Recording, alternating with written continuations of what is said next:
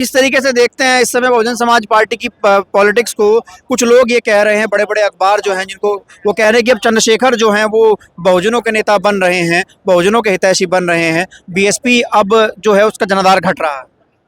इस पर मैं कुछ नहीं कहना चाहूँगा क्योंकि मैं राजनीति में इतना इंटरेस्ट नहीं लेता हूँ। अच्छा। लेकिन बीएसपी हमारी बहुत ही बड़ी पार्टी है उत्तर प्रदेश की, जो आने वाले समय में 2027 में उभर कर आएगी। अच्छा, कैसे उभर कर आएगी? कार्यकर्ता क्या सोचता है?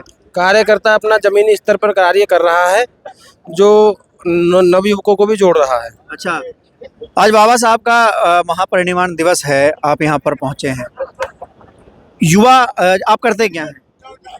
मेरा अपना काम है प्रिंटिंग का। अच्छा, आपका अपना प्रिंटिंग का काम है। जिस तरीके से राहुल गांधी इस समय संविधान उठाकर देश में घूम रहे हैं, कहीं ना कहीं समाज के लोग उनके साथ गए हैं। ऐसा नहीं है, एक तो संविधान उन्होंने खाली उठाया, पढ़ा थोड़ी ना है। ऐसे तो कोई भी उठा लेगा संविधान। आज की डेट में अगर हम देखें तो योगी जी, मोदी जी भी बाबा साहब को प्रणाम करते हैं। हाँ। तो ऐसा नहीं है, बाबा साहब को उन्होंने पढ़ा नहीं है ना पर सही से। अच्छा जी, क्या नाम हुआ आपका? मेरा प्रमोद। कहाँ से आए हैं? मैं प्रमोद शेरगढ़ी से आया हूँ, मेरठ से। मेरठ से आए हैं जी आप? जी। मेरठ से आप आए हैं।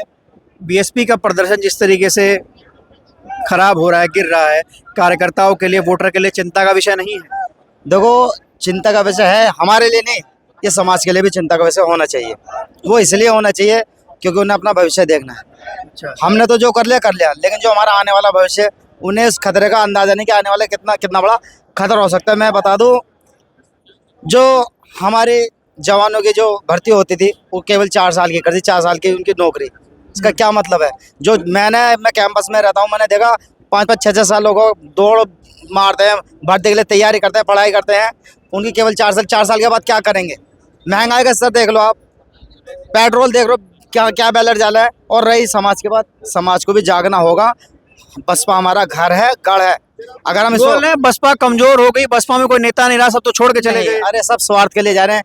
ये सरकार डर दिखाकर, सत्ता का सीबी आएगा डर दिखाकर, क्योंकि कुछ लोग कहीं ना कहीं माइनस है, वो उस डर की वजह से उनके साथ मिल जाता है, कुछ स्वार्थ के लिए, कुछ चमचागिरी के लिए, कि उन्हें पद बचाना, पैसा बचाना, व्यापार बचाना है, नौकरी बचानी है। ग्राउंड पे लोग कहते हैं कि जो बहन जी तो दिशा निर्देश देती हैं, लेकिन जो जमीन पे काम करने वाले लोग हैं, जो बीच के लोग हैं, वो काम नहीं करते। भाई ऐसा कुछ नहीं है, बहन जी बहुत सुलझे हुए नेता।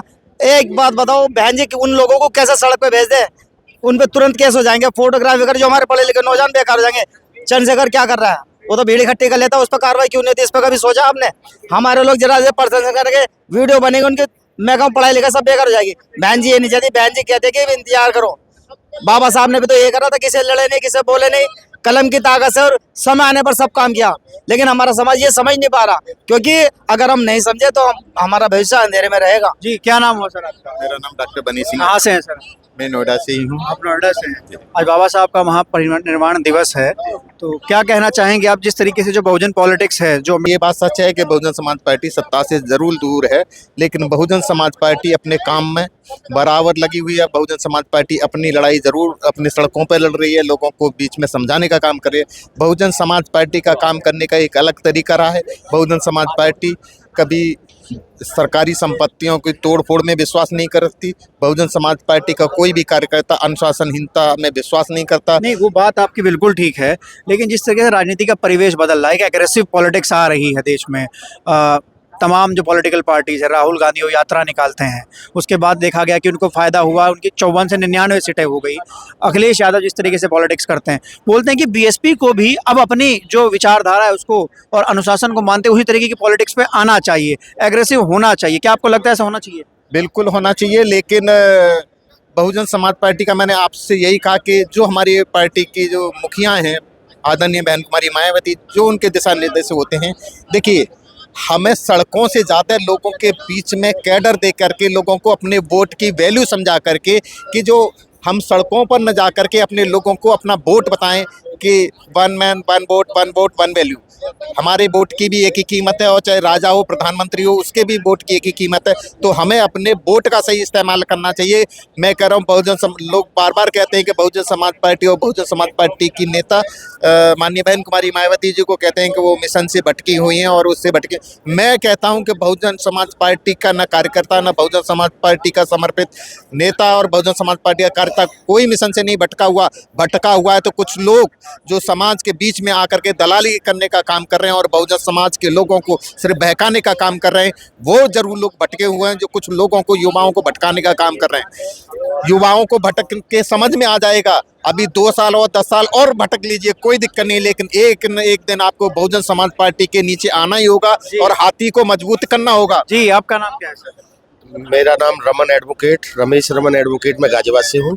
जी, गाजियाबाद में आपके यहाँ उपचुनाव था, जिस तरीके से प्रदर्शन रहा, कभी गाजियाबाद को गढ़ कहा जाता था बीएसपी का। आप लोग भी देखते हैं कि एक समय हम लोग यहाँ पर कितनी मजबूत स्थिति में थे, आज की स्थिति में आ गए, इसके लिए क्या कारण आप मानते हैं?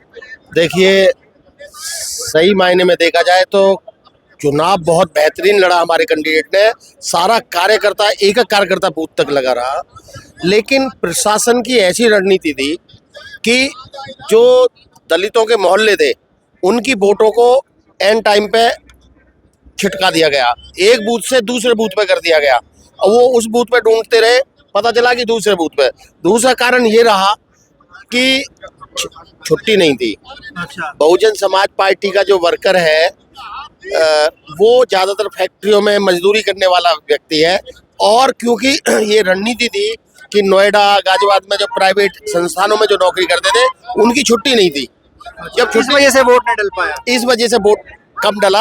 अच्छा, कुछ छोटी मोटी कमियां और रही, जी। बाकी अदरवाइज पार्टी का संगठन इतना ही मजबूत है जितना। बोलते हैं कि रवि गौतम का टिकट काट दिया, उसकी वजह से यहाँ पर काफी नुकसान जो हुआ। नहीं, देखिए, जो माननीय बहन जी का आदेश जो होता है, बहुजन समाज पार्टी का वर्कर नेता बहन जी के आदेश को मानता है, और बहन जी का आदेश जो हुआ सब कार्यकर्ता उनके साथ हो।